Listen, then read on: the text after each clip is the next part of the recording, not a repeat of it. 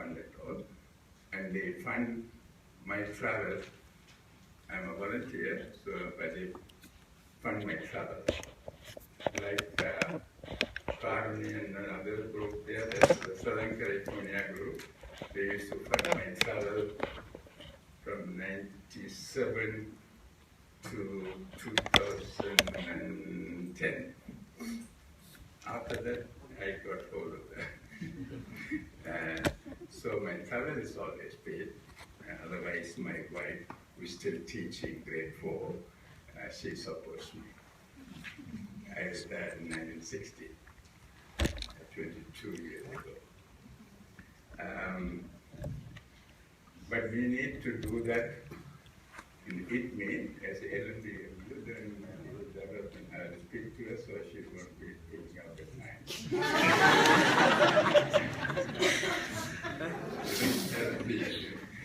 And Secretary is a very strong supporter of that with the minister, but I don't know whether anybody else supports us. They're doing learning, broadcasting, recorded. Students, A-level students, math and science can do it. And we want to develop our own, using our own teachers from grade 1 to grade 12. And we need your help. I had another slide here saying how you can help, but it's not there. That's important. No, you didn't get to know. Those of you who are teaching or in the school board, please spend 1 month of your vacation. That's all you get, I think, 1 month, in the North and East, and Malayalam also, to help us, our science and math teachers, and the administrators, principals, of all your ideas that you said yesterday and going to do it this afternoon. And those who have just retired, somebody said there are retired educators here. Please come for 9 months. I won't ask you to come.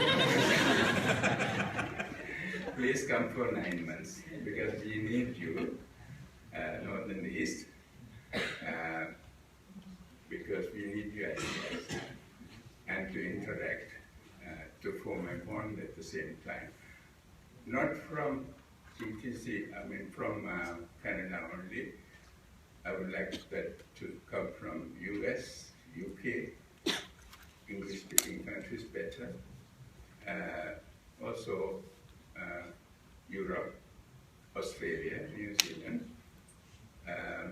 So please, let's form a global network where they can help us, because you can spend even 1 week, 2 weeks to do that. There's one person coming from Singapore as a professor in English, teaching English as a second language. She's from Manipur, and she'll be coming this month for 1 year, every other month, but for 1 year, and training our teachers to teach English. So we want more people like that. Thank you very much.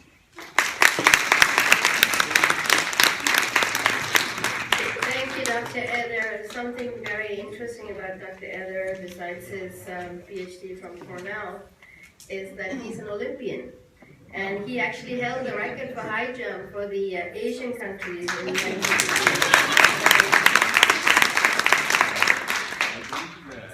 1952 Olympic Games in Helsinki. When I was 17, I was studying at O-level and came back and failed O-level.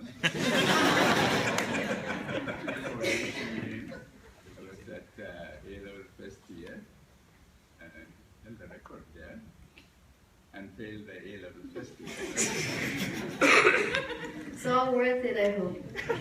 Thank you, Dr. Eder. So our next speaker and the final speaker for the Northern Province is Sarveswaran. He's a lecturer in computer science at the Department of Computer Science at Jaffna University. He has about 15 minutes to do his presentation. And we'll have a little bit of time for Q&A, and we break for lunch at 12. We're like way behind schedule, so eat as quickly as you can, and or just fill your plate and come back here, and we'll start again at 12:30. So you have like half-hour break after that. Okay? Thank you. Thank you, Juanita, and good morning to you.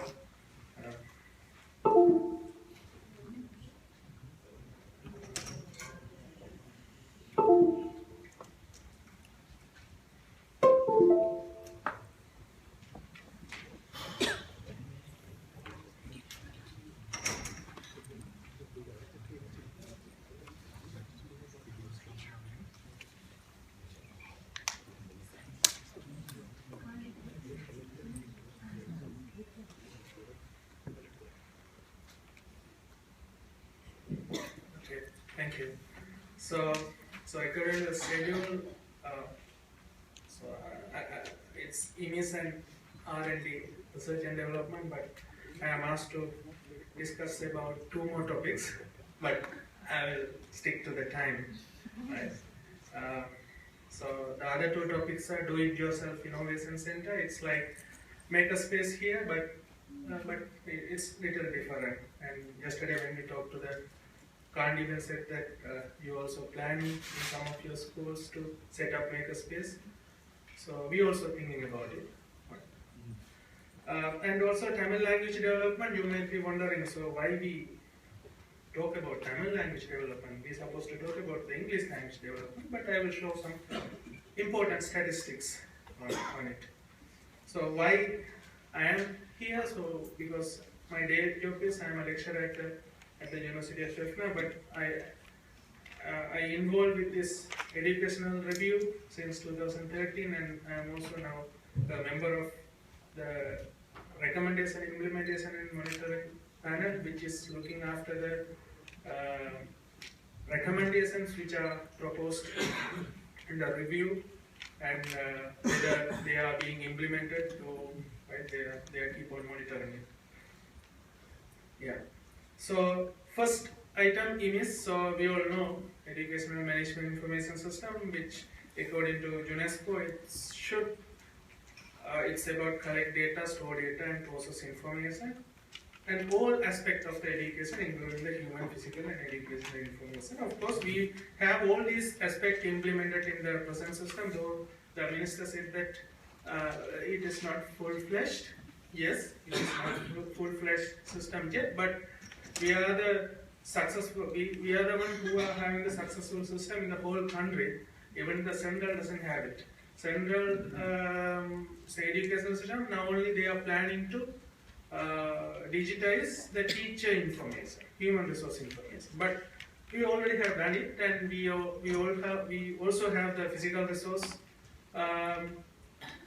entered, and you can look at all the information which are open. But this doesn't have any very flexible query interface. It's all table form. What you get. So from that you can filter. You need to filter up your information that you need.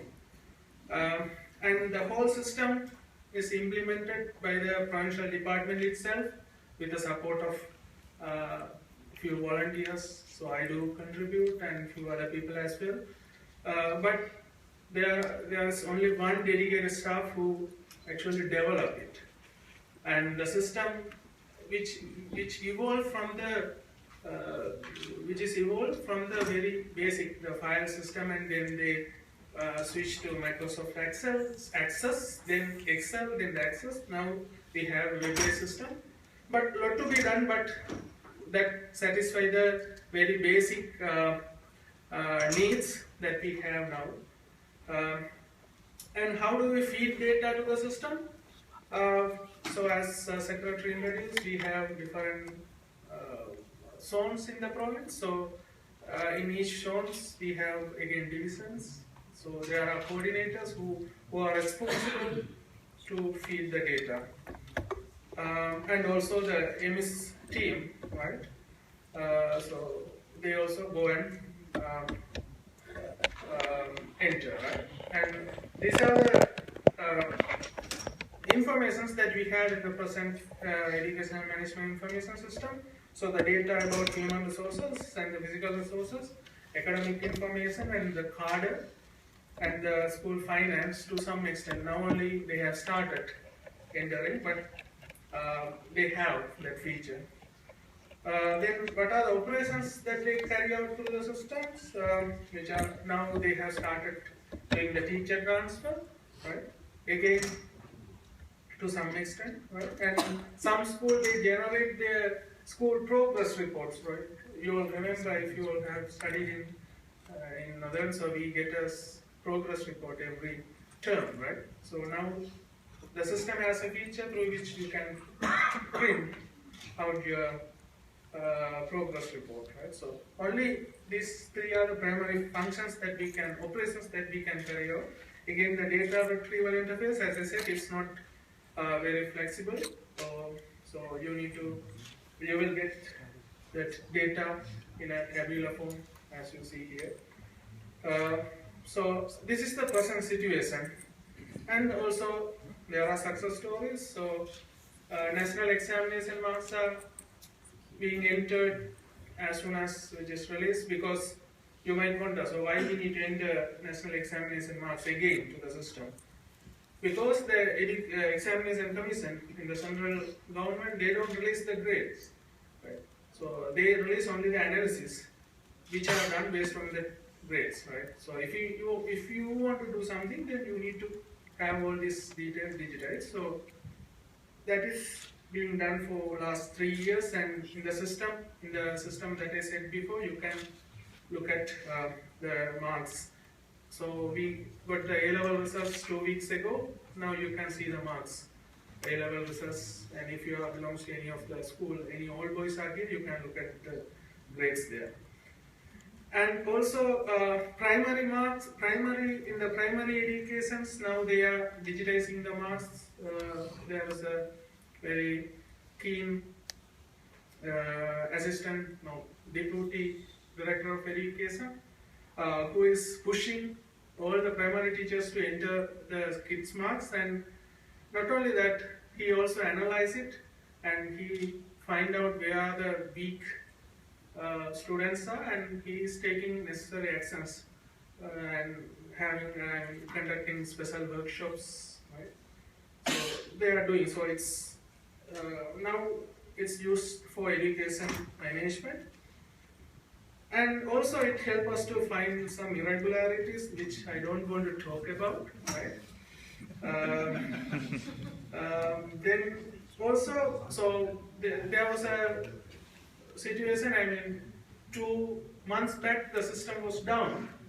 Then on that day we got definitely around 50 calls from different people, different unknown people, saying why your system is down. So which means people are using it, right? Yeah, so why I'm talking about this? So we are doing good, so then why I'm talking about this? Because we need to improve this further, right? For that, yesterday we met a lot of computer science people who are actually teachers. He work for it. Maybe the ITNI may play a big role. I think he has, Dr. Edil showed this R&D as a unit under ITNI. So how we are going to do it, right? So now we have started working with an organization called Jaffna Science Association, and last 2 months we were conducting programs for principals to identify their problem that they have in their school and analyze it scientifically, right? And come to the conclusion, right? So they don't think about it, so they just say, because there are situations, right? So in say for example in Manalaru, there are 2 schools nearby. One school performs very well in O level, the other school is not, but they are very close by. So why? Right? So we don't have the data, and no one have done the analysis. So we need to do this, right? And also we need to work with the other institutions like graduate faculty of the university that again I don't want to talk about, but somehow we need to do it, right? Then the third part, do-it-yourself innovation center, which is kind of makerspace, but not really makerspace as you see here, because we have seen the potential of the students there, and I'm also co-founder of or founding member of an social enterprise called Jaffna, where we conduct annual events to school kids. And so what we saw, they come up with the home automation system, they come up with so there was a project last year where if you knock the door in a particular pattern, then that will open up, otherwise it's not. So not as a concept, but they come up with a prototype with a very minimal training, right? We go to all the zones in the northern province, all 12 zones. We conducted very 3-hour training, only 3 hours of training. We introduced technology, that's all what we did. And we also have some content in Tamil. So they looked at it and they did. So they have the potential. So what is missing is the platforms for them to play around. So this is the basic idea for our proposal to set up a do-it-yourself innovation center. Because not only solve the present issues that we have in the system, but also we should focus how we can prepare them for the future, right? So this might be and that also will improve the STEM, right? STEM education. So there are a lot of researches have been done. So you can look at it. The very last part, the Tamil language development. So you might be wondering why we are talking about it. So we have this all statistics. I got it from Manimarvan. Is Deputy Director of Education, Northern Province. So we have 1 million Tamil medium students, and out of that, in the O level, ordinary level, only 24%. No, it should be other way. Sorry, yeah. Yes, 9% for Tamil medium and 24% for singular medium, 17% for Tamil medium. So there's an issue. Sorry about it. But if you and also we know that we perform. Our performance is not up to the standard in other subjects. But when we compare this Tamil language results with other subject results, right? The people who take weak pass, which is the fail, right, actually. Right? So, fail pass or weak pass. So, they, and out of that, 96% of them fail in English, 88% in science. So there's a correlation, very positive correlation. And if they get A in Tamil, right, then you see only 7% of them fail in English, 0.7 in science, and 2% in mathematics, and 0.1 in history, right? And if they get A in Tamil, and 45% of the time they get A or B, right? So there's a very strong correlation. But if you take the Northern Province, so in 2014, there were 15,000 students who took O-level examination. Out of that, 3,700 students got S, simple pass, and 2,700 students who failed in Tamil language, right? So in 2015, out of 17,000, 3,000 were failed, right? So, but we are in the northern province of Sri Lanka. We are so what's wrong with it? Teachers, curriculum, text, or lack of interest. So we need to think about it. I don't have an answer for it. On the other hand, there are organizations which are not getting the focus now, like Ethirveerasingam Bhasha, which was training pandits, Tamil pandits. Earlier Tamil pandits were recruited as Tamil teachers, but I don't know now what's happening. And which was founded in 1921, and now still they are in the original building where this was operated. Now it's occupied by the army, right? It's in the heart of the town, right? Very heart of the town. So our secretary and the minister were kind enough us to provide another schools to temporarily operate, right? But so there are something going underneath that, right? Tamil language development. So we need to think about it while we think about other aspects, right? Okay, thank you very much, and you can find this presentation and concept papers over the slide share. Thank you. Thank you, Sarveswaran. So a common thread that we see throughout all presentations is the higher needs and the brain drain that's happening in north and east part of Sri Lanka. You would hear about that later on as well. But for a lot of people, like educators, they always talk about how they can give back or help. So as you watch all these presentations, I'm sure a lot of thoughts are going through your heads as to where you would fit in to give back even a little bit. So we really press for time. So what I'm going to ask is, if you have any like absolutely pressing question that you want to ask, you can put up your hand. I want to take about maybe 4 or 5 questions at a time and get somebody to answer them. If not, during lunchtime, find people and talk to them. Okay? So, so there's a question over there. So it's not a question, it's a suggestion, because they have covered lots of material so far. All these experts, they have done lots of groundwork and covered lots of material. So I think we need to have a proper discussion on that instead of having 1 or 2 questions thrown here and there. So I don't know how you had to make it happen, but have some mechanism to extend this session, delay a lunch a little bit, or having a working lunch, so that we can really come to the nitty-gritty of the problem and discuss it. Yes, so without discussions, it's just throwing material and going home won't help anyone.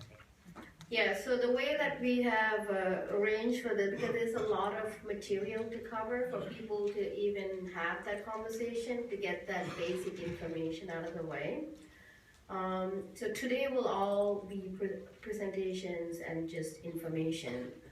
We have and then we have set up a lot of school visits and smaller group discussions, and next Saturday we will come together again as the next steps, where we would talk more into details. The North and East have presented us with concept papers, about 11 or 12 of them, things that they would like to see happen. And so we would probably divvy up into groups and talk about those. Like they have expressed what their needs are, and we're going to try and kind of help them out with that in this short visit that they're here for. I know a lot of us who are here for a long period of time and working in different education systems and in different diaspora countries. There's a lot of information and suggestions, things we could offer back to them. But we want to work with what they've asked for first, and then we could go from then on. So if there's no questions at this moment, any other questions, what we could do is break for lunch. So before that, I see Antonella with his hand up. I want to ask you a question on the minister. In the presentation he mentioned, last year it was given $1,000 million for capital expenditure, and this year only 240. I want to know whether this is the proportion for other district provinces also was distributed in this scale, or there is only for the northern provinces was reduced, or have we exposed our need and everything to the central government, etc., etc. That is for, I think they have released that to all the provinces, and possibly the state is going to utilize that funds.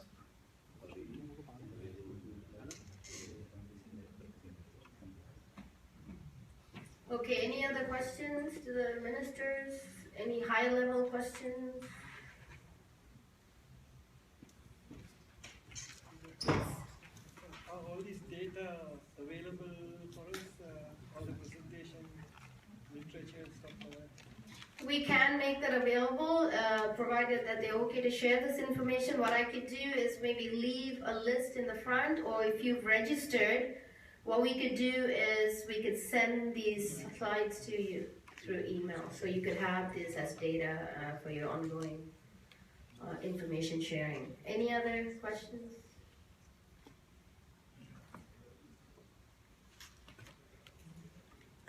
All right then. So it's 12:01. Like we said,